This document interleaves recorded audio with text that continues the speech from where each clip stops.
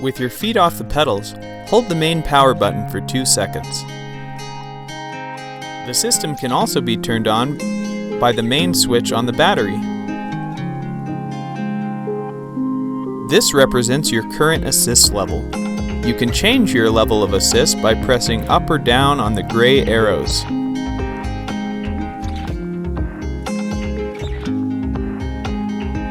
A single click of the square button will cycle through the information displayed at the bottom of your screen. To clear your trip data, hold the square button until the information is highlighted. Click once more to clear the data. To access the settings, double-click the square menu button. From here you can use the arrows to navigate, while using the square button to select.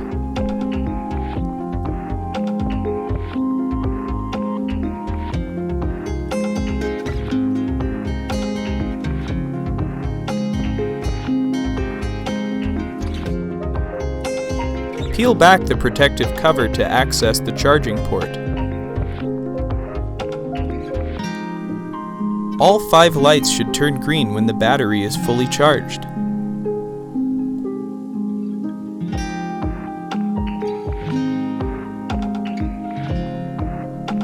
The battery can be removed for safe transport or storage.